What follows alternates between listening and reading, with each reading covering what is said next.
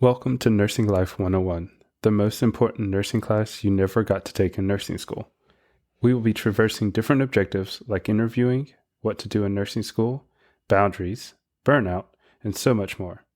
If this interests you, I hope you are taking good notes because class is now in session.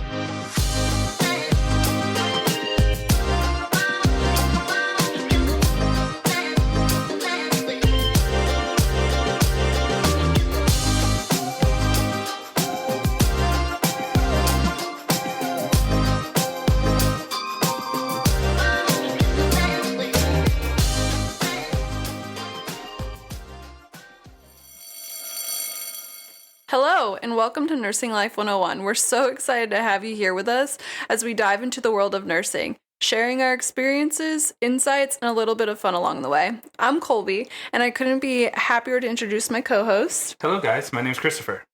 Together we'll be bringing you real stories, practical tips, and discussions about all things nursing. Whether you're a fellow nurse or just curious about the life behind the scrubs, we're thrilled to have you join us. Let's go. So we finally have some listener submissions. It's so exciting. I have gotten to coin the term listener pulse, and so if you are interested in interacting with Colby and I, you can always submit a question or comment or concern about our well-being to nursinglife101@gmail.com. Or if you want to hit us up at any of our social media platforms, you can as well. So the first listener pulse is talking about my analogy towards lifting weights and work-life balance. They said, I think that the lifting weights analogy in terms of work-life balance is actually really good. But to Colby's point, I think Christopher saying that he is lifting just 10 pounds is a little inaccurate. It seems like he's lifting more than 500 pounds. Yes, that's it. And that is an accurate statement, listener. But still, I'm lifting weights. The analogy you used works, yes, but I think you tailored it to make it work for you in the sense of that the amount of stuff that you've put on your plate isn't that bad, but it is a lot. I mean, yeah, I have to make it seem like I'm not doing much. Sure. So listener 2 said, and this is in terms of the puzzle pieces that you were talking about in episode 1. They said, I never thought about nursing school giving the puzzle pieces while the first couple years are putting the puzzle together. Mm-hmm. But would you say that the NCLEX is actually giving you the border of that puzzle? And then the rest of the year, 2 years is actually, filling in the rest of it. Yeah, you could say that. I think that's fair. Yeah. To add on to that. Yeah, because I was like, and this, I promise you, it's not me. But when I sat and thought about it, I was like, man, we just dumped on the NCLEX. Well, it's the worst, but I mean, obviously it's an assessment of what you learned. And did you learn enough to do this job? So yeah, it definitely, yeah, we can say it's the border of the puzzle. Would you say the border, or would you say it actually gave you the picture to go off of? No, I wouldn't say picture to go off of. Oh, okay. Think about that though.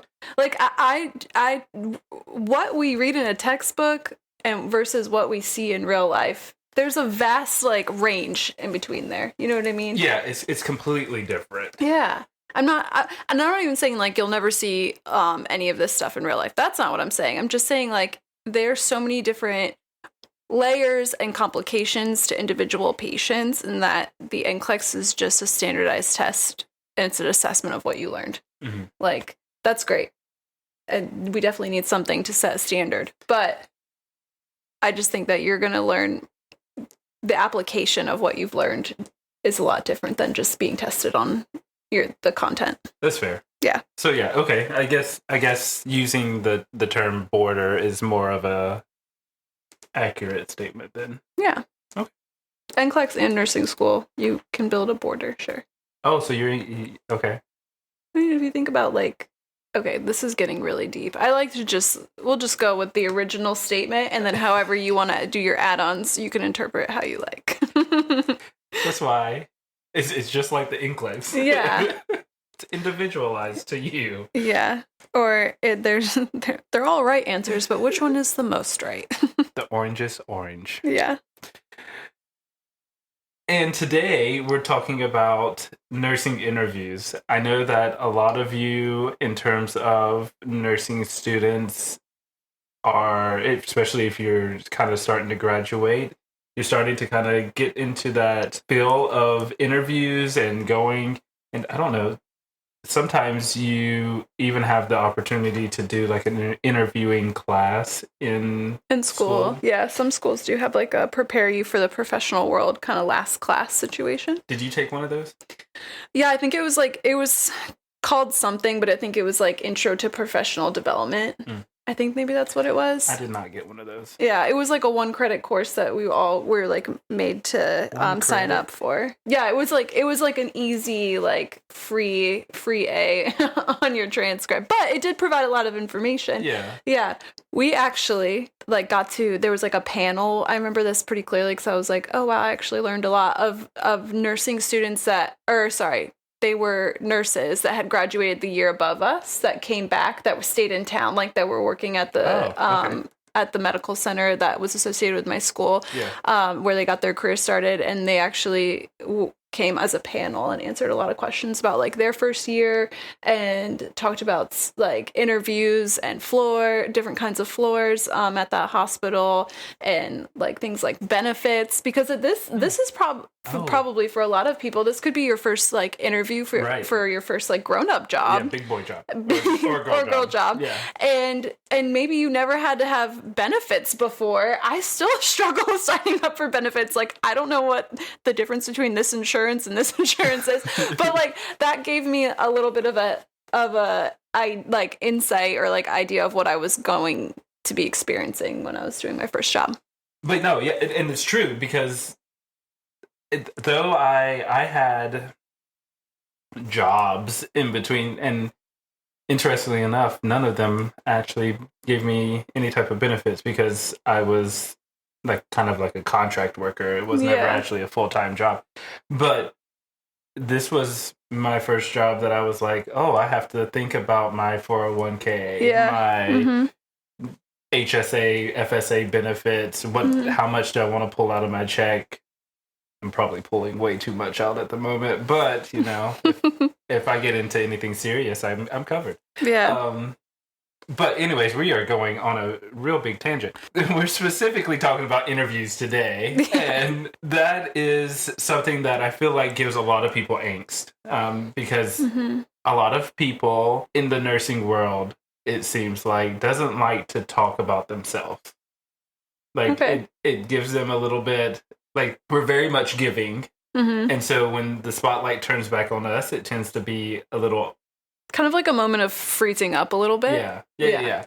And so what do you think of like interviews? Like not going into your first interview or anything, but like just interviews in general. Just in general. I mean, they could be definitely anxiety provoking. For sure. Yeah.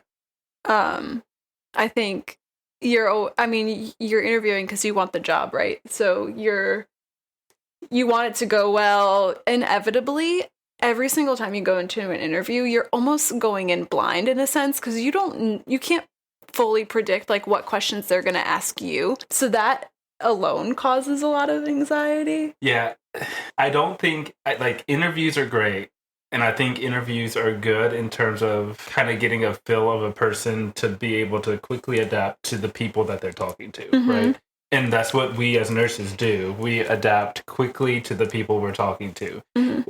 You might know Steve one day, but Joe the next is a totally different person that you may or may not have known from Adam. Wow, all kinds of different names there.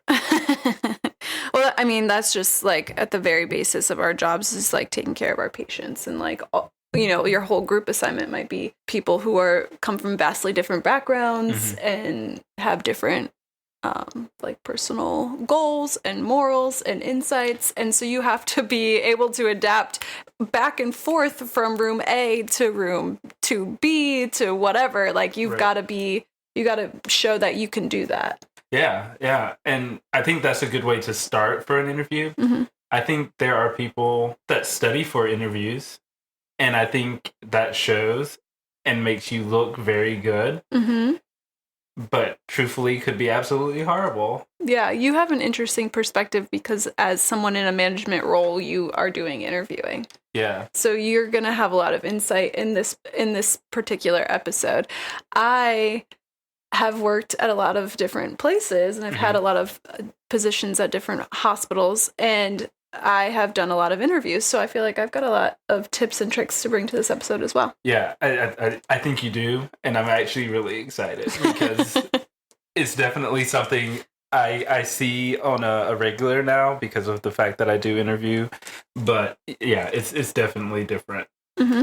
So if you were asked by a newbie, just fresh coming out of nursing school, how to prepare for interview, Mm-hmm. what advice would you give them? Okay.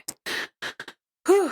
Okay, first is appearance. And that may sound like, wait, what? Yeah. But I will say, and I feel like I've seen it because I see people come in for interviews all the time. There's like a vast range of how prospective, like interviewer or interviewee, I should say, like comes in. And I think it's tricky with nursing because our professional clothing is scrubs. And I think that's acceptable in some cases. And I think if you want to dress business casual, that's definitely acceptable. Mm-hmm. But don't come in jeans ever. I just think that that's like, I mean, maybe it doesn't matter to some people who are interviewing, but I think if we're going to the basis, you want to show up looking sharp. Like you've got it together and you're looking for your first job. Like you're serious about working. Yeah. Yeah. There is a movie Okay. with Will Smith, Mm-hmm. and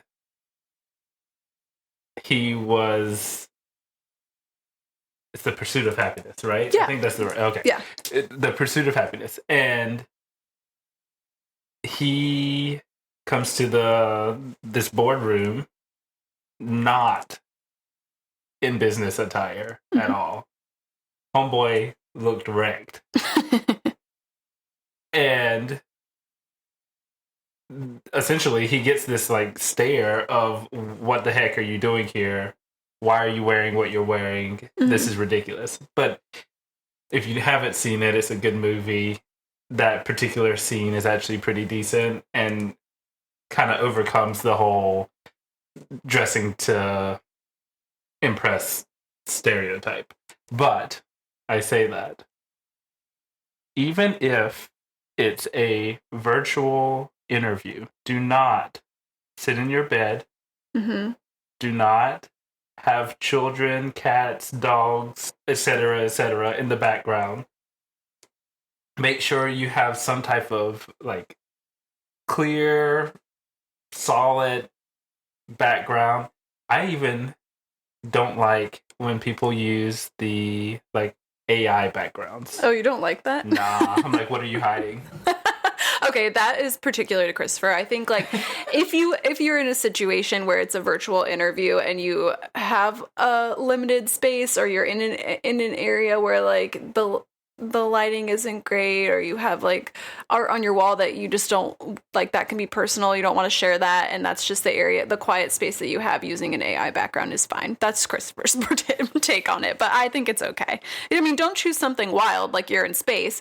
Maybe choose one of the more professional backgrounds that looks like a fake office, or like, right. You want to choose the right one. Don't be crazy. But yeah, I would also say even in a virtual interview, at least, I mean, they're just seeing like chest up. Put on a nice shirt. Don't wear your pajamas. Don't wear a hoodie. No. Don't wear like, I don't know. Don't wear a shirt that has like writing on it that could be controversial. You never know. Like, you just want to look the part. Yeah. You're here. You're selling yourself for a role that you want to be paid for. You want to come looking sharp. You want to come looking like you're someone who cares. Just cares, point blank, period. If you care, you're dressing like you care about the job, you care about interviewing well. Those are important things. Very important. So that's my first tip. Wow. So have you ever done mirror interviews? I don't know what that term means. Yeah, so mirror interviews are you have a set of questions in front of you and you look at yourself in the mirror. It allows like you a to practice. it allows Okay. you to connect with people with the eyesight, and I'm looking at the camera at the moment. But it allows you to not only sit here and twiddle your thumbs and look at your thumbs, but it gives you the confidence. If you can look at yourself as you are answering a question, Mhm. more than likely you're going to be able to answer the question just as confidently if somebody asks you. Oh, that's a great tip. Yeah. Yeah. No, I've never done that before. Yeah, it's something that I have encouraged a lot of people that have asked me about interviewing, and Mhm. I don't know why people, and this was before I was even in the managerial role. Hmm. I guess I exude this confidence. It's fake, but they would ask me. They were like, how did you do your interviews?" And I was like, I in public speaking class in college, Hmm. I was like in front of a mirror, and I looked at myself the entire time. Yeah. Like, it allowed me to really focus. And then I started to do interviews with like a best bud. Hmm. And that gives you that personal, like, hey, you said way too many times. Yeah. Yeah. They can give you actual real time feedback. Right. That's a great idea too. I think if you have like a friend that you trust will give you an honest review of how you are sounding and how smooth it was or how prepared you sound, is a great idea to actually practice in front of an actual human being as well. If you are done with the mirror one, you've said, all right, I've run it 3 times, let me put it in front of someone who's a human. Right. I think that's a great idea as well. And it gives you the opportunity to adapt quickly, because that person is a person and they can change a question off of what you said. So they say, oh, I had a patient that went into cardiac arrest, and because I was a student, I made sure that I wasn't in the way because I wanted to make sure the patient's safety was first. And then once I realized that the patient's safety was first in terms of all the people were in the right spot and doing the right things, I started to learn about the different roles. So then I come back with a question. So where would you put yourself in this situation if you had this happen tomorrow? Yeah. Like, what role would you assume? I was gonna say, what about like what role would you have been most interested in jumping in on in that moment or something like that, just to kind of get a feel of like what they learned in that moment. That's a great interview question, interview question. Yeah, and I mean, because it's you can look up all the questions you can on interviews, and there are plenty of questions out there. And I mean, I'm to be honest, some managers use some of those questions for sure. And I'm like, I mean, I've used a question or two. And there's nothing wrong with that, like using like standard questions, because some of them are questions that need to be asked regardless when you're interviewing for a certain type of job. And I also think like a lot of times you may come in with like a outline or a plan, but then if the interview's going well and it can turn super organic.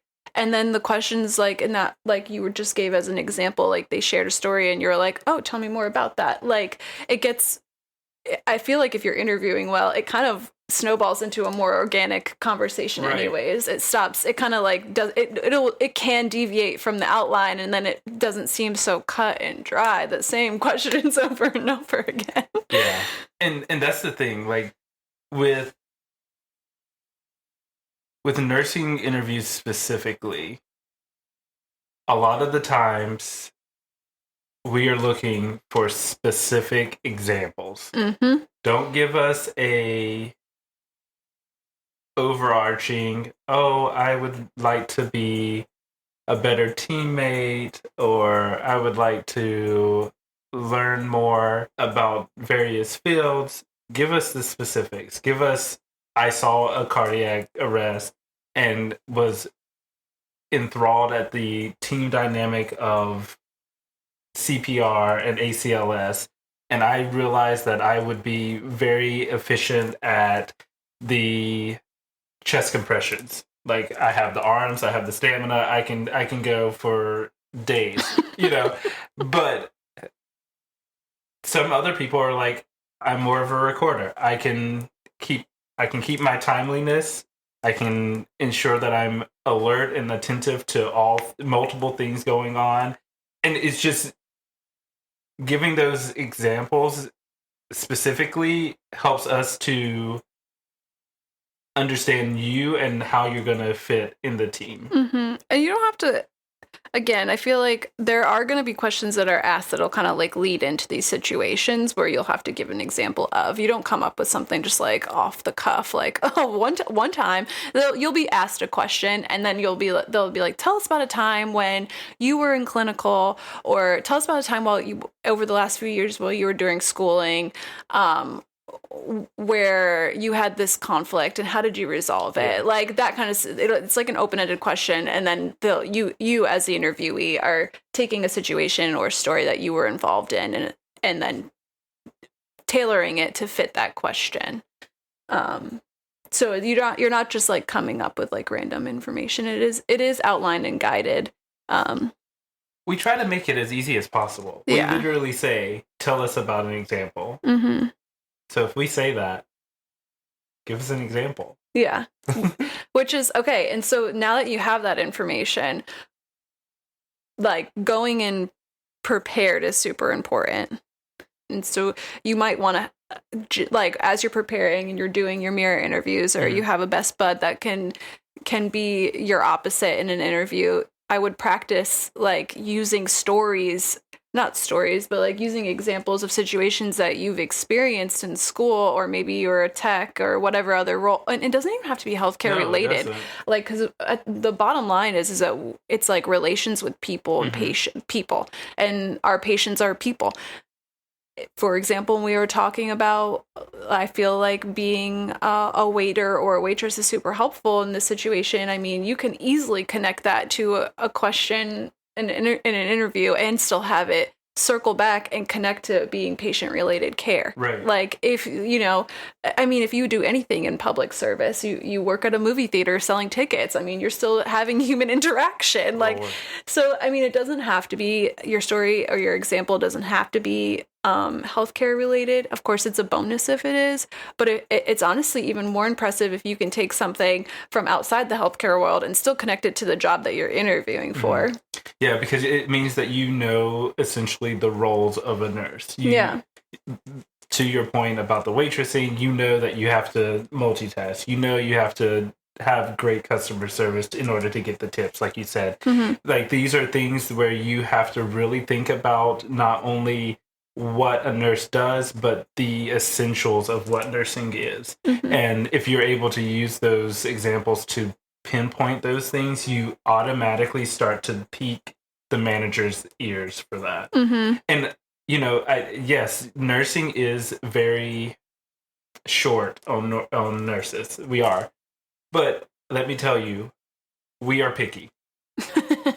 I mean, you don't want to hire. So as someone in management that does interviews, and I've seen Christopher interview people virtually before because we had a Wi-Fi issue and my Wi-Fi was working and something was going on with his. So he came over, and while I was like quietly cleaning, he had headphones in and was asking people questions. So I couldn't hear the full back and forth, but I could hear him asking questions. I could hear him like, okay, that one was good. All right. Yep. Moving on to the next person. Like, if someone, and again, like something that we've already talked about, if someone is like showing up to the virtual interview and there's people or animals making a lot of excessive noise in the background, or someone was drinking alcohol. I remember you told me in their virtual interview, like, oh my God, people wearing pajamas. I was just, I mean, obviously you're not going to get hired. And that's why my first point in the beginning of the episode was like, your appearance actually does mean a lot. Yeah.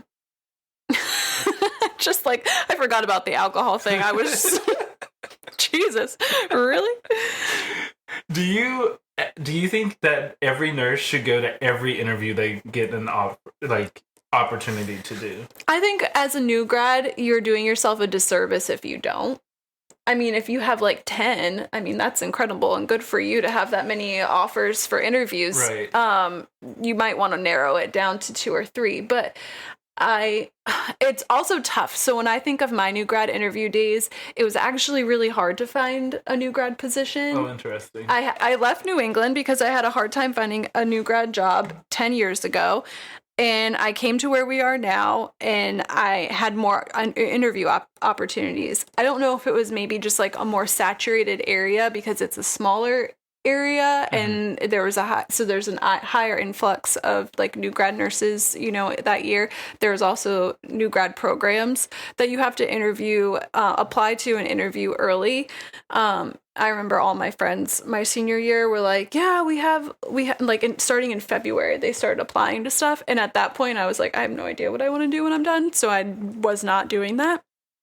And then the summer that I graduated, I worked as a camp nurse in Maine, and I was applying for jobs all over the place, and I just wasn't getting like any interview, like no, not even an email back. But then when I moved out of the area, I was looking for jobs, then I was getting interviews. So at that point, the hospital that contacted me first, I had interviewed with 3 different managers for 3 different specialties. And I picked I picked off the vibe of the staff, like who I thought seemed the most friendly, warm, open, like who had the good teamwork, at least it seemed like, that sort of thing. So I think you would do a disservice if you didn't interview for more than one place. Yeah. My only caveat to that would be, if there is a specialty that you are super interested in and they seem really excited to interview you, I mean, if you're set on it and the interview goes well,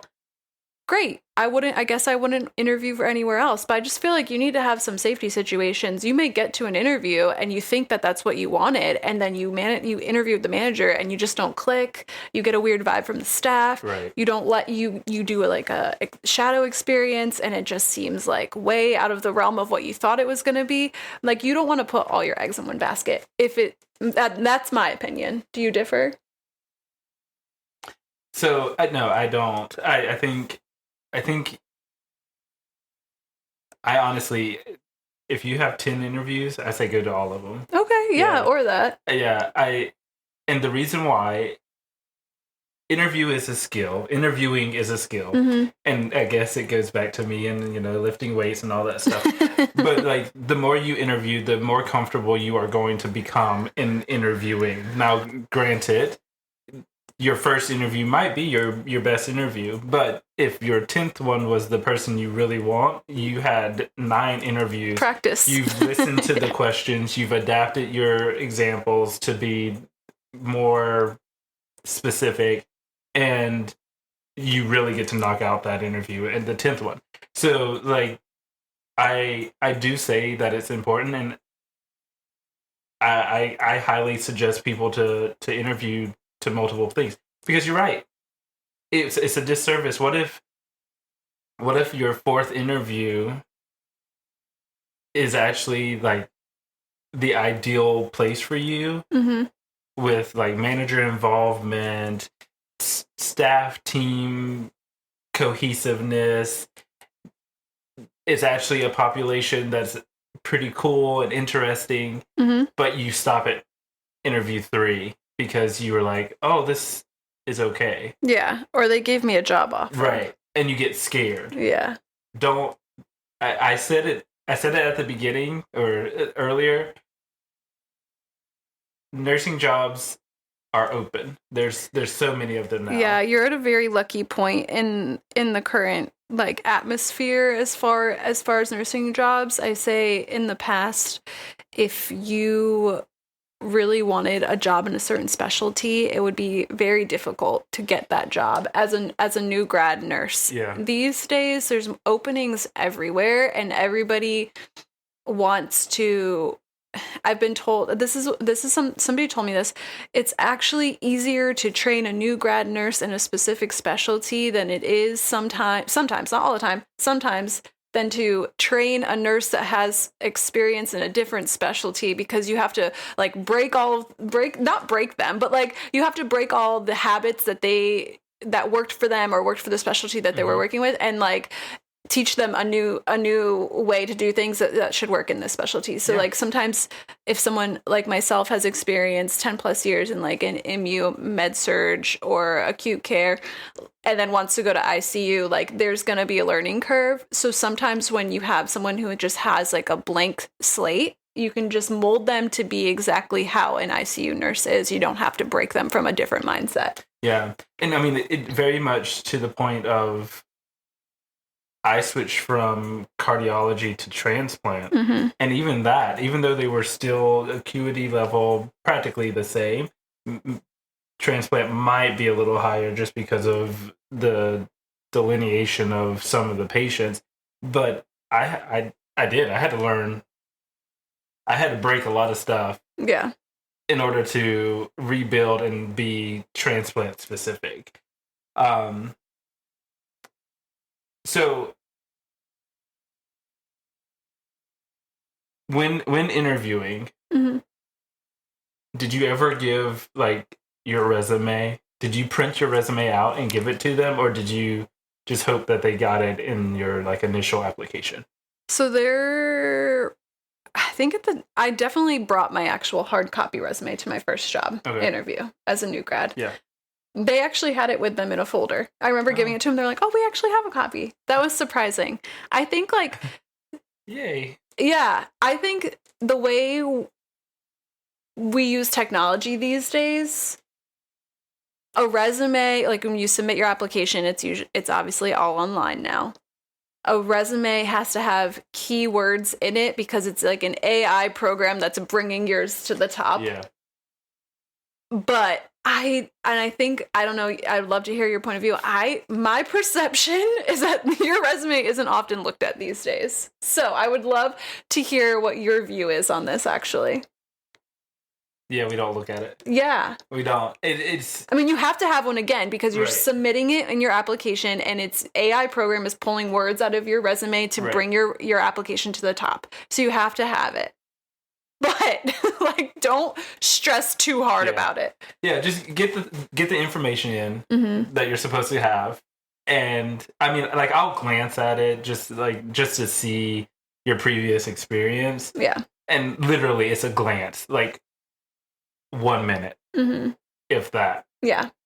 So your descriptions don't have to be long. Nope. Like and as a new grad, you're coming out of college, so you don't have to put in like every honor society that you were in, honestly, I would just leave that out unless it was specifically related to your nursing program. Right. Like I was in a sorority, like I put that I was like, because I wanted to show that I had leadership skills. Like I wrote that I was like the chief education officer for my sorority, and I like put that on there. You don't need to. Like, it's not necessary. They don't care. I love this podcast because I'm learning so much about you. Yeah. So keep it like abbreviated to 1 page, really. And as a new graduate nurse looking for a graduate nurse position, you're not going to have more than 1 page anyways at this time. Like, it just is what it is. But I will suggest keep it up to date. Like, if you transfer from one unit to another, update it. Just quick little boom, boom, boom. Yeah. Again, because you're going to apply online and those keywords are going to bring your application to the front. So it's important to have, but I don't think it's necessarily important to like bring it to your interview and give it to them because, again, they're not going to look at it. They've already seen what they wanted to see, and that's why you're in the position to be in the interview. Right. And interestingly enough, I've gone to career fairs and, I've gone to multiple nursing career fairs. And some people bring their resume, some people don't. Honestly, in a career fair, that's not a bad idea. It's a good idea, but like, guess what? I'm gonna look at it and I'm gonna send it to HR. But it's even not then, gonna stay with me though. When you send it to HR, what does HR do with it? Because that's a paper. They're probably just throwing them away. Yeah. I love the idea of it. I love because if you're going to a career fair, you're obviously not in front of a computer. Right. So like you want to if you have an organic conversation, you're really connecting with the person that you're talking to. Like maybe like specifically for Christopher, like he's recruiting for the hospital, but he'll also put a little plug in for his unit. And if you're like genuinely interested in the unit that you're talking to that person about, like it doesn't hurt to give your resume, because Christopher could then keep an eye out for your application online and be like, oh, this is that person that I have their resume. Like that's not a bad idea. But again, like if you're just looking generally, like unless it's HR that's at the table, and I don't even know if even then, like they're going to encourage you to go online and submit it online. The paper, it's kind of it's almost a waste of time, but it's not a bad idea. We have a QR code. Okay, there you go. And scan the QR code. It sends you to the application.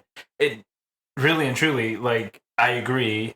If I am like, man, this person is really good, and I want to remember them, I'll take a picture of their resume. Okay.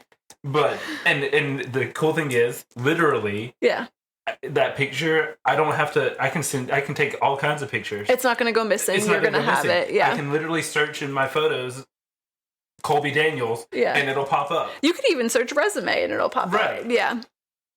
So it's not a bad idea, but it's not necessary. Yeah. Like, I wouldn't like spend time printing off like 15 copies before you go to a career fair. That's not necessary at all. Or like me, when I graduated, I had this like special program that like made I put in the information, but then it made it like really flashy, but I had to pay for it. Don't do that. Yeah. That was like, wow, you really went the extra mile. Yeah, it looks very good, actually. And there are a lot of templates online. So if you that are free. And like Microsoft Word, which most of you as students probably had to have on your computer, has a bunch of templates, and that's what I use. And I still use the same resume that I made when I was a new grad nurse, and I've just updated it and tweaked it here and there for the last 10 years. And there's nothing wrong with that. Nothing wrong with It's one page, and we've talked about the different jobs and things that I've done. So you just want to keep it short and sweet. You want to fit it all on one page. That's my biggest takeaways. Yeah, keep it basic. Don't go flashy. Yeah. Now it's time for Scrub Hacks. Woohoo! In this segment, we'll share quick tips, tricks, and little shortcuts that make life in scrubs a bit easier. From time-saving tools to ways to stay organized during the craziest shifts. These are the hacks that help keep us going. Let's dive in and find a few ways to make your day run a little smoother. And we're going to stay on the interview train. I want to hear what your like interview hacks are. We already went through one, which was obviously dress business casual, scrubs. Just for the job you want. Your appearance matters. Okay, so that is a great hack, but I have obviously a lot of experience interviewing and for different roles, and I always suggest doing a little research. We touched on that like really briefly before we got into scrub hacks, but you want to know a little something about the place that you're working at, and they're gonna want to know that you did a little research, honestly, because they're gonna say, why do you want to work here? And then if you're just like I just was told by HR that there was an opening, so I was like, I wanted to go into ED, but decided, well, ED's full, so I'll just go to you. Yeah, that's not what you're like, okay, well, bye. Doesn't really seem like you have an interest here. No. Like you want to do a little research on the hospital system that you're that you're applying to, and the unit. I mean, even if that is the truth, what Christopher just said. Oh yeah, that's not what you want to say. That was verbatim what I heard the other day. So yeah, and it's like, no, thank you. I don't think that. I mean, maybe you say that, maybe you can turn it around, but that's going to be quite the blight on your interview, like, clearly, because Christopher's still thinking about it. Doesn't want to work here. Yeah, doesn't want to work here. That's at the top of the list. Yep. So then they're thinking, okay, we hire them, they get their experience, and then they're out of here the first chance they get to go to the ED. Right. Depends on how desperate you are for staffing. I'll say that. All right, but that's you have to be really desperate. Yeah, but that's off track for interview hack. But do do a little research on the facility, and I'll tell you, I learned that from experience. And if you're a nurse with experience and you're interviewing for a different hospital, know a little bit about the hospital that you're in right now. So when I was when I was leaving my first hospital, I was interviewing to move to a bigger health system in a different state, and I was interviewing to work at a level 1 trauma center, and they were asking me if I was currently at a trauma center, and I was like, "Oh, I don't think it is." But like on the spot, as someone with like 1.5 years of nursing experience, I'm just working my job. I never actually looked into like, what are we, a critical access community? Ooh. Are we even a level 3 trauma? I like had no clue. So I put on the spot, I was like, oh,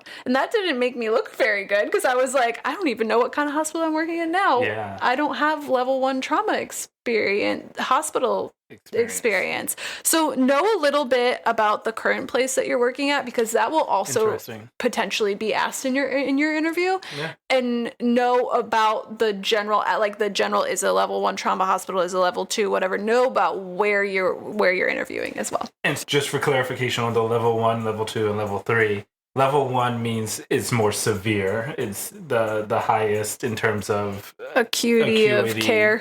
Yeah. Level 3 is the lowest. So you can kind of gauge that also from maybe not, but you should definitely look into that. Yeah, and a lot of times in interview questions, you're going to get that information through the manager or the hiring person or HR. They're going to give you that information early on usually, but if you go into it knowing these things, you're going to exude a confidence in the interview, because you're going to be like, okay, yeah, that sounds great. And then sometimes you can tell when people aren't prepared, because you say level 1 and they kind of just like have a confused look just kind of flash over them real quick. And that can mean a lot of things, but like having a good understanding of what those are is going to be helpful. Do your research. Yeah. Any others? Yeah, I mean, you want to... I can give you... I can go into more, but I feel like we're going to touch more on it after our scrub hack. Okay. Mine, make sure you have questions. Yeah, that's what I was going to say. It is an interview, and we are interviewing you. But you should interview them too. Yes, and you should be ready with what is your, like, these are the 4 questions you should always ask in an interview. Get your pens and pencils out on this one. What is your nursing ratios? Because that's important. What is your turnover rate? What is the manager's ideal state for the unit? And then how do they see themselves, how do they perceive the hardest things for the unit? Interesting. I think in this, I would ask a few more too. Oh, interesting. I've actually, yeah. Okay. There's a lot of questions that you can ask, but you're saying that those are the 4 basics. Those are the 4 basics that I would be like, I kind of want to hear those 4 when I'm being... When you're being interviewed. Yeah. When you're interviewing. Yeah. I've had some really good interviews where I was told like, oh wow, like where I was told point blank, I feel like I'm being interviewed. This is really good. You're a really good candidate. Right. I literally told that in real time during an interview. Because it shows that you're caring about the unit that you're going into. Yeah, you just as much as they are interviewing you for this job, you are interviewing them, because you don't want to get into a situation where, I mean, I've been in interviews where I've talked to managers and I've asked these questions and I've been like, this one's not gonna work for me.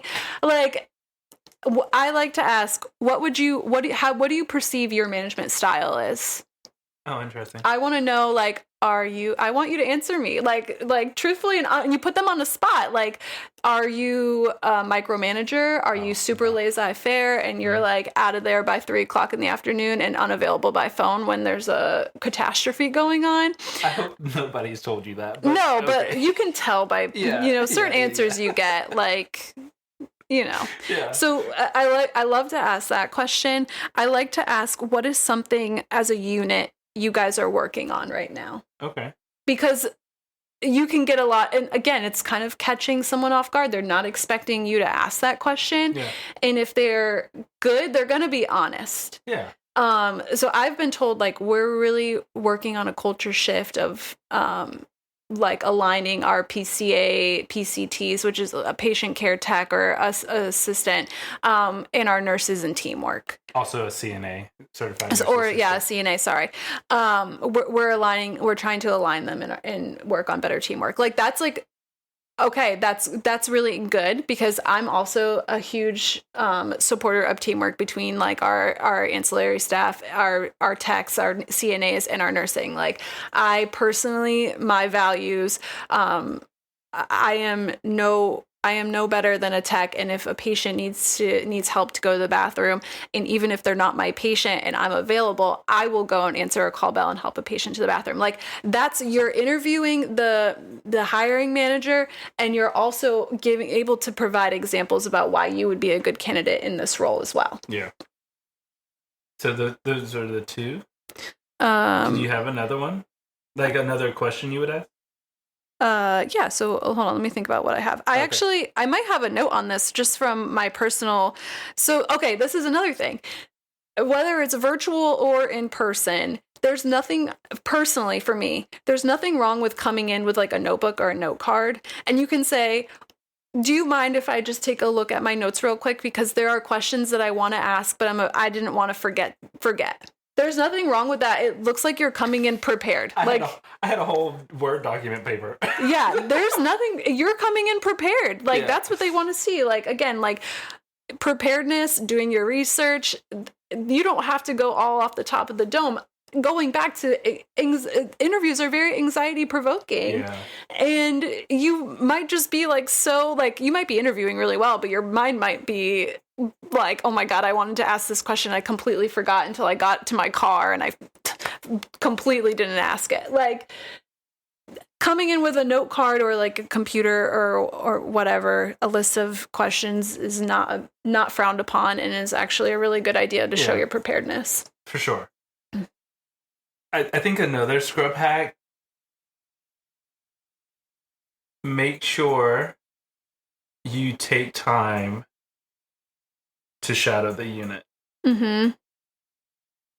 And don't do it after the interview. Like, come back? Come back.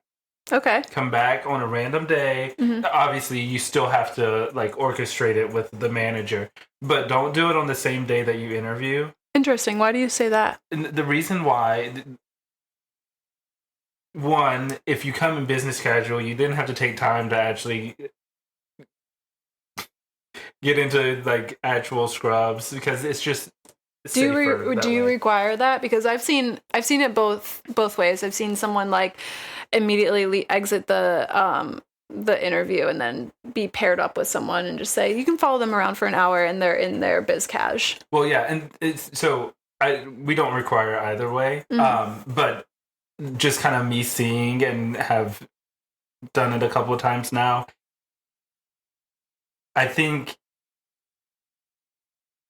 you as a person are thinking about that interview. Mm-hmm. So you're just, like, not really focusing on. That's a good point. Like, being in the moment, trying to ask questions for the nurses, because you should. Yeah. You'd be like, hey, how does Christopher actually manage? Like, he just kind of, you get to fill out what the unit actually feels about the management style, mm-hmm. feels about what's going on in terms of their coworkers. Yeah. And you don't get that headset and that mind frame until you take a moment to decompress from that interview. So that's why I'm like, Yeah, just actually, I don't think do that it. yeah, I think that's a really good tip for that reason alone. Just Right. like you are in such a like interview headspace that you might not be able to ask the kind of questions that you want to ask. It allows you to like break, come back, even if it's the next day. That's fine if you have the time. But you get to come back in a clear headspace, and you'll probably feel more comfortable too. Yeah. Like you'll be, instead of walking around in business casual, following an employee around, and the patients are looking at you weird. Like it's almost like assimilating. Like you can go home, come back another day in scrubs. Like you're going to Yeah. be more comfortable in the environment that way. That's totally fair to say. I think that's a good tip. And I think also in terms of interviewing and then going to do like a shadow, you really need to come at like 0700 or 1900 Mm. at handoff, because then you see how the handoff is done. You see how the beginning of a shift is started, and there's something to say. Like you just don't get at 3:00. The med pass might be one thing, right? Like there's not really anything that you can learn in terms of what the unit has to offer at 3:00, in my opinion. I feel like it's more of a you need to come at the beginning of a shift, Mm-hmm. or even at the like tail end of a shift going into another shift. That's interesting. I think that's a good point, but I also think like I feel most places doesn't have how do I put this? I feel like most units don't have management that is available that early or that late, and so because you're not just gonna like show up and be like, surprise, I'm here to interview. So I think like Well- I do recommend coming earlier into a shift, but like maybe you show up at 9, you do like a 9 to, it varies as far as how long people stay for shadows, but you come for a few hours. 9:00's a good time, I think, for if you're interviewing for a night shift position. I definitely agree with shadowing on the night shift. Yeah, don't come in the day shift. Yeah, in which case I would say, come at 7, because one, management will sometimes, at least my management will sometimes stay till 7, so then they can make that happen, and that way you're not coming in at like 9:00 at night. Like that's a little bit of an awkward time for night shift. But yeah, I think like a 9 a.m. shadow. I'm gonna put a dig into management. If management isn't able to coordinate with their charge nurse that somebody's coming in at 7:00, that's a problem. Yeah, sure. I mean, honestly, if I say, hey, I interviewed Colby yesterday, she's coming in at 7:00, and you don't even have to talk to the charge nurse. Send them an email. That also shows how attentive those charge nurses are to emails that are going to be needing to know what you need to learn for your orientation, and hopefully is being communicated in an email. If they're not paying attention to it, I think it just There's shows other problems. It shows other problems. And so, man, I didn't know how passionate I was. Yeah, I think I'm sticking behind the 07 1900. Okay. I didn't realize. Yeah. Very passionate about that one. I was come early. You'll see more than what you will, but you'll see more in the mornings or at the beginning of the shifts than you will in the afternoons. Afternoons, usually there's like a lull between 2 and 5 o'clock, and then things pick up again. And that's when a lot of the interviews are. Yeah, because there is a lull, so you can squeeze in an interview. Right. Cool. If anybody has anything that they would consider like a interview tip that we haven't gone over yet, feel free to send us a little shout out on X or on Facebook. We would love to share them with you all. Or Instagram. Yeah. Yeah, or if you just want to send us a Gmail email. Yeah, or an email. We are looking at that too. So, do you remember your first interview? Like, how much do you, like, I'm sorry, this is 10 years. I remember some of it. Okay. I remember I had a couple. I told you I interviewed with a couple of managers. Right. I did like a soft interview with 3 different managers, and then based off my interests, I could move on. So I moved on with the cardiac like PCU unit. So I came in just a few days later after the original one, and I did actually. It was like it felt like boardroom style interview where it started off with a peer interview.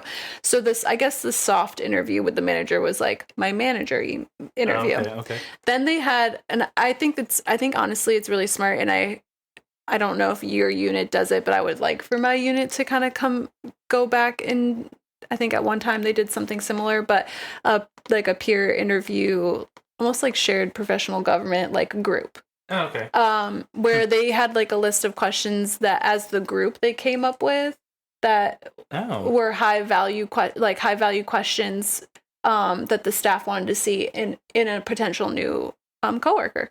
And I remember them, I used it as an example earlier, but I remember them saying like, how do you feel, or give an example, or I can't remember exactly how the question opened up, but it was around like teamwork and answering call bells and like patient that's not yours. And I think it's pretty safe to say that you're going to get a question in that realm no matter where you interview. But you want to answer appropriately. But I liked the peer interview. It gave me a chance, and it was peer interview and then shadow. So it gave me a chance to really get a feel for the staff that I would be working with and what they're looking for. Like you get, a clear explanation of like what they look for in a coworker. And, you get to show you get to flex and show like how you could meet those standards. Mm-hmm. What went well and what didn't? What went well? They were very friendly, and while it's very easy to be intimidated as someone with basically no experience as a graduate nurse to walk into a boardroom style like interview process. Like we literally walked into a room where they had meetings. They were all in a circle, which I guess is better. That's more welcoming than just being at a table lined up in front of you and you're by yourself. So I would say what worked was that it was in a circle. Everyone was friendly. Nobody kind of carried themselves with like a better, we're better than you attitude. Right. And ultimately was really why I decided to choose that unit, was because I liked the vibe of the staff. It was like, they're cool. Like they're really friendly. They seem to like me. I like them. Like I'm going to go here. What didn't work was with the other managers. I remember one seemed so frazzled and disorganized and like had like stacks of paper on their desk, and I was like, good Lord. And like the interview wasn't bad, but you could just tell like she was all over the place. Right. And then the other person had like a very snooty attitude, and I was like, no. I don't want to work for you. No. So the one I went with, she was super friendly. Her staff was super friendly. And that's why I picked them. Yeah. What about you? Like what went well with your part of the interview? And I mean, I think I gave good answers. Like, and I got the vibe. I gave good answers. I mean, that's because I did research, and I said, I remember saying this, something about like, I remember saying something, I was like, oh, I'm too comfortable with this, with these people already. It was something about, I was like, if someone needs their bite wiped, I'll go and wipe it. It's not above me. And like, they all like laughed. And then I was like, oh. I was like, maybe I'm a little too comfortable, but I got hired, so it was fine. But just be careful with your words. Don't get too comfortable, because that can really tank it.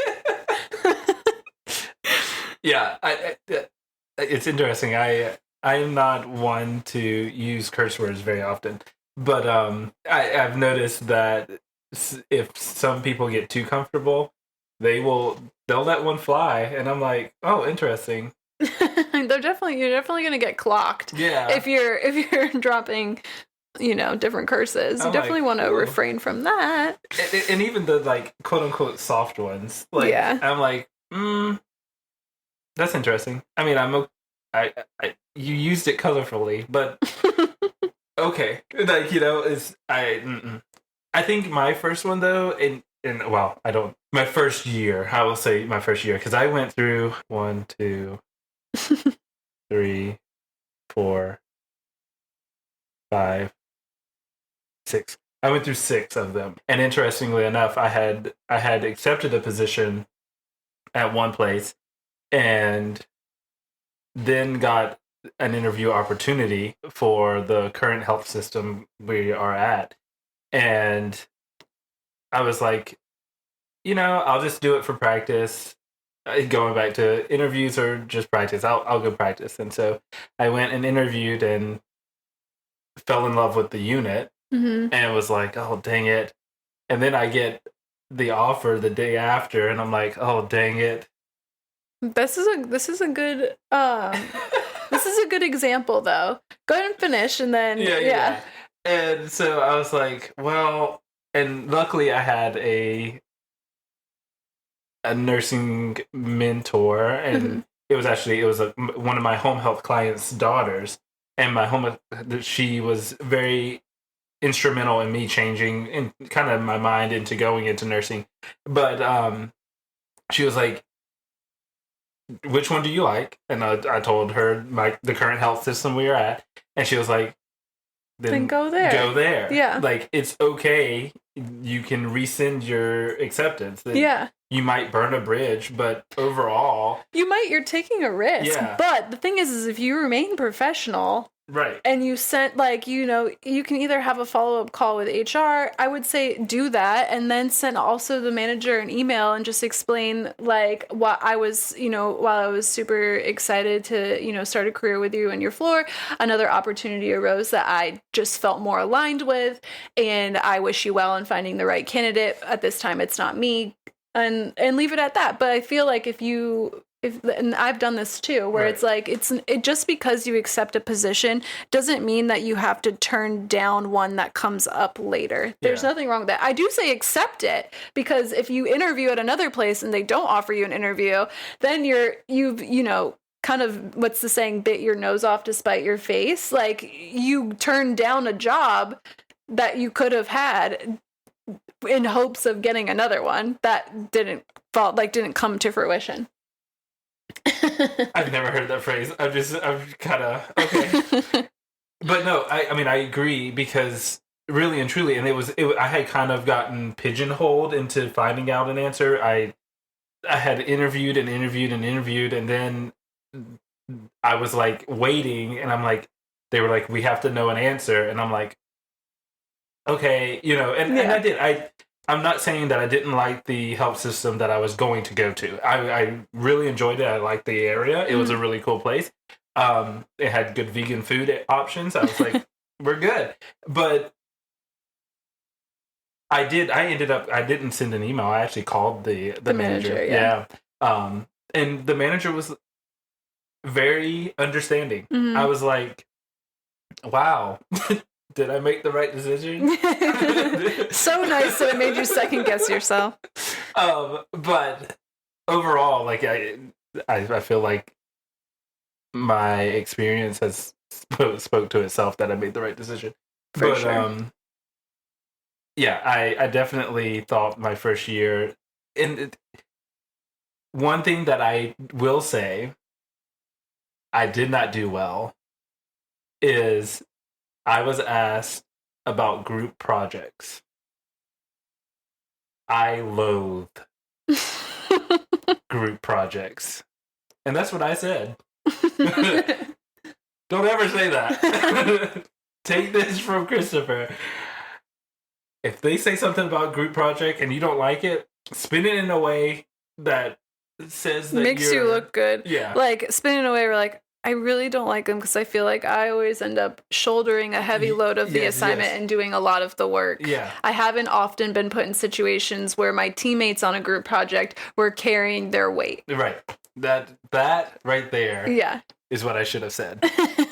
It's not what I said. And that's why I said I'm a good interviewer. Well, no, 100%. I learned from that mistake.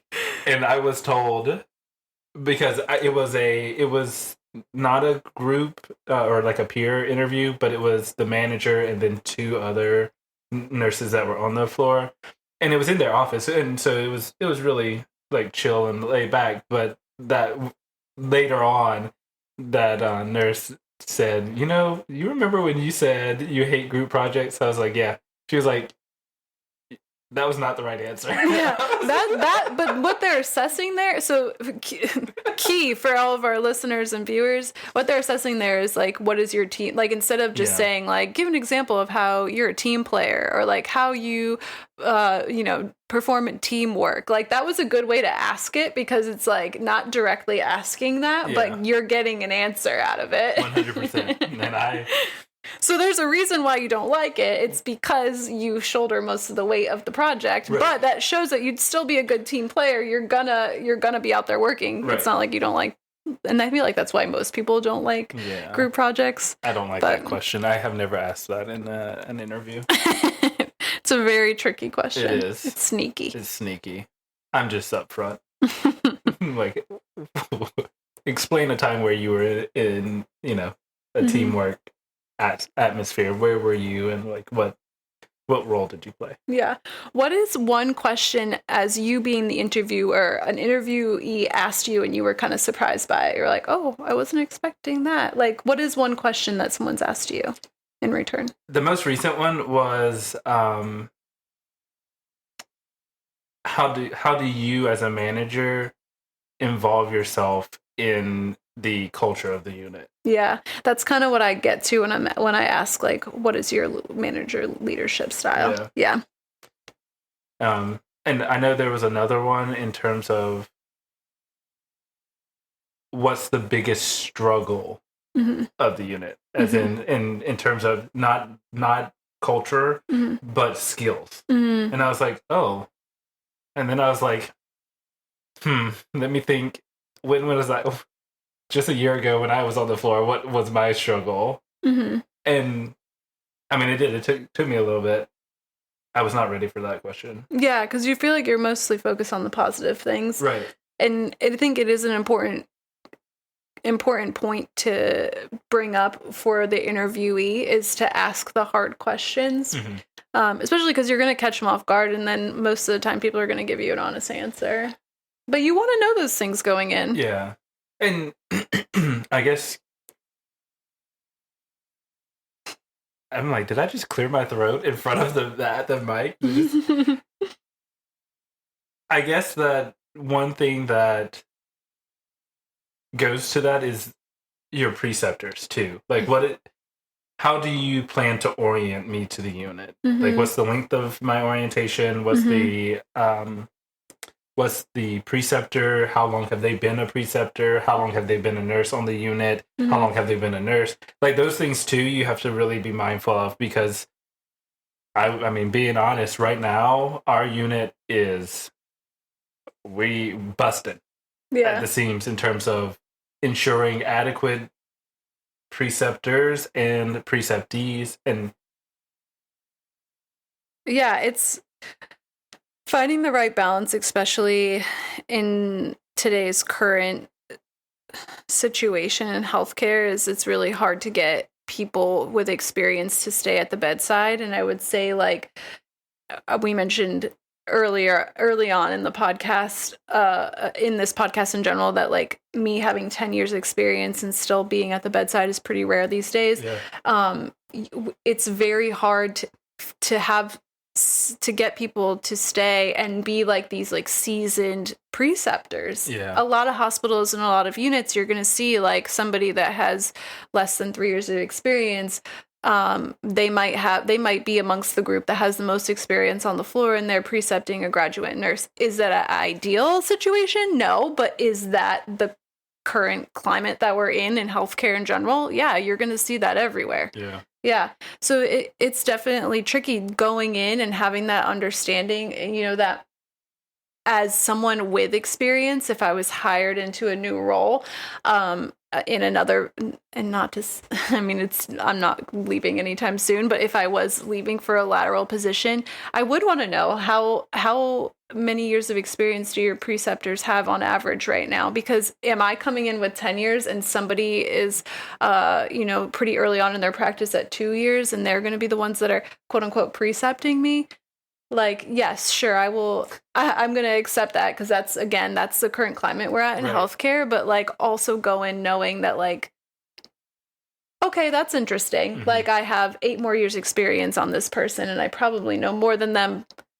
It's going to be an important mind shift to Right. make in your head. Like, you're going into a new job, so you need to learn this facility's ways, but like, be open-minded kind of situation. Yeah, and I think that's a good point to put non-new grad positions. Like, that is something you have to somewhat humble yourself. Yeah. Like, that is a very humbling experience for sure. Mm-hmm. Luckily, when I transitioned from the unit I used to work for into the unit I work for now, like, the person that precepted me had years of experience over me, and so I very much was okay with not knowing as much as they did. And I think when interviewing, I had seen this manager be very involved on the unit, so I didn't have to really ask, and I knew the culture of the unit too because we shared a unit.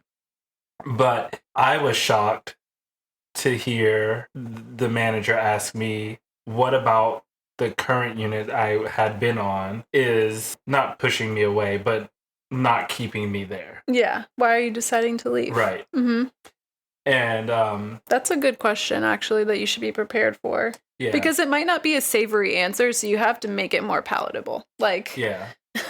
You don't want to, like, to answer that question, you don't want to give the hiring manager, like, an answer where you're, excuse my language, but you're just like shitting all over your last manager or your last job. Like, right. you've got to have the framework of it being more palatable. Yeah.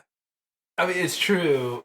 But then this is what really got me. She was like, have you talked to your manager about it? I was like, ooh. Another good question. Yeah. Like, have you brought up your concerns at any point to have them addressed? And it's okay. Like, your answer can still be no. Right. And no, and then why? Like, I don't feel comfortable. They're not approachable, blah, blah, blah. Like, that also goes to, like, it's all about making it palatable and maintaining professionalism. Yeah. Because also your answer to that question, if you don't, like, that person interviewing is going to take that and be like, okay, so they don't handle conflict well. They don't handle disagreements. Like, they're not good communicators. It's like that also, it provides a lot of insight for the hiring person on you, how you answer that. For sure. What did you learn from your first interview for latter interviews? I think I didn't need to be as anxious as I was. Okay. Because, again, like, you also have power in that situation. I think going into it, again, anxiety provoking. Mm-hmm. You want this job, presumably. That's why you're interviewing. Right. Like, you want to show your best self. But also remind yourself that you have a lot of power in that seat as well. Like, while they're interviewing you, like we said, you're interviewing them, you're interviewing their hospital, you're interviewing their staff. Like, you are also want to know if, while they're looking, are you a good fit for us? You're saying, are you a good fit for me? Right. So I think I learned that in my first round of interviews, is that you have more power than you think you do in that seat. 100%. And to give a specific example of that, when I transitioned from CV to transplant, I was a rotator in CV, and the way that we did it in CV was not healthy at all. CV is cardiovascular, just in case anyone was lost there. Thank you. But one thing that I did appreciate the fact that I rotated, and I told the manager on transplant, I was like, the only way I'm coming is if I stay as a rotator. And she was like, well, I've never done it before. And I was like, I'm not picking a shift. Mm-hmm. I'm not. I'm like, I'm doing 6 weeks of days, 6 weeks of nights, and rotating like that. Mm-hmm. And I was okay with saying that, because I was okay with not being accepted to that unit if she wasn't willing to adjust and adapt to make it work. To make it work. Yeah. She adjusted and adapted to make it work. Mm-hmm. and now we have rotators. And now, from a manager's perspective, I understand why she does not like rotators. It makes balancing a little more tricky. But I mean, it's you're not the only person that type of schedule worked for, and now you have multiple people that are doing it, and that makes you more flexible. It makes you probably, I mean, having the option for being one or the other or rotating opens up, you know, to a wider range of potential employees. Yeah. I would also say, like, while Christopher's unit is like a unicorn in that they prefer you to be on one or the other, most hospitals getting hired, doesn't matter what level experience you have, whether you're a graduate nurse or you're coming in with experience, most hospitals are hiring you in as a rotator. Yeah. So be prepared, graduate nurses who have never pulled an all-nighter, never worked, you know, graveyard shift. Oh boy. It's gonna happen. You're gonna be working 7 p.m. to 7 a.m. more than likely, unless you're lucky. I was lucky my first year, my new grad position, they didn't rotate, and I got a day shift because everybody else that got hired after me was night shift. I got lucky. I got the last day shift permanent position, and I locked that in. Right. Like, there were people who used to work in that hospital and came back and were angry because they had to go on night shift. Ooh. And they were like, I worked days here for 4 years and I left for 6 months. And they were like, well, you left. You shouldn't have left. Yeah, they're like, well, you left and that's what we have available. So you can come back, but you're gonna be on nights. And they were angry, big time angry, because I was just this new little graduate nurse on day shift. But be prepared and just go in expecting that, because then if you get the opposite, at least you've managed your expectations and you can be like pleasantly surprised. You get to be on one or the other, whatever you prefer. Also true. Yeah. I also say that a lot of times if rotating, just like you tried it and it just doesn't work for you, from personal experience, when I first started a job, I was like, my second job, when I left my full-time day shift position, I went to a hospital that was rotating, or you can pick just nights. Rotating did not work for me. I was insufferable to be around. I just did not, it was not good. So I chose straight nights, and it was much easier for me. I worked a schedule that... Wait. Was it insufferable because of how you were rotating, or was it insufferable because you were rotating? It's probably a mixture of both. Okay. Yeah, I think the way you do it was just 6 weeks on, 6 weeks off, which is like the length of our schedule periods. Right. That would make it a lot easier. I was flipping back and forth, like not in the same week, but like week to week. Yeah. And that I couldn't do. Even in 2 week blocks, like 2 weeks of days, 2 weeks of nights, like I couldn't do that. That so kills people. It quite literally shortens your lifespan. Yeah. Like, and I don't understand how it's allowed, truthfully. I think it's insanity. I think if people want to do that, they want to pick up, you know, like a random night shift when they're been on a stretch of days, like that's your prerogative and your choice. Yeah, but to schedule people like that is insane, and I just don't think it's okay. But when I went to straight nights, I worked a schedule where it was like 3 on, 1 off, 3 on. So I was basically night for a week, like we're living life as a night shift person for 1 week, and then I would be like, when I was off, that would stack my days up, so I would have like 6 days off, 6 or 7 days off. I would live as a normal human being, and that's how I made that work. I did that for like 7 years. And then the last few years I've been just back on permanent days because I basically got lucky, because when I came back from traveling, I went back into a rotating position because I wanted days. Like I was like, I'm going to do this because I'm going to try to get on day shift permanently. And then I only had to do it for a couple of months. I was having mental breakdowns. I literally cried at work. Like it does not work for everybody. So just be prepared. And then I ended up getting into a full-time day shift position, but it's just something that is a huge change in the way you live life your first year. And it's definitely something to go in prepared for, because I've seen like the look of disappointment on people's faces when they realize they're going to have to work 12 hours overnight and like did not see it come in and then thought that, I'm just going to find a day shift job. Good luck, because it's really rare. Yeah. And we'll, since both of us have actually experienced night shift, we will definitely have an episode of night shift tips and tricks. Yeah. So to come on, more to come on that. All right, I think that wraps us up. Woohoo! Class dismissed. That's a wrap for today's session of Nursing Life 101. We hope you found some useful takeaways to bring back to the floor. Remember, nursing is a lifelong learning journey, and we're here with you. If you want to connect, find us on Twitter at NurseLife101 or on Facebook at NursingLife101. And don't forget to subscribe and share with your fellow nurses. Until next time, take care of yourselves and keep making a difference out there.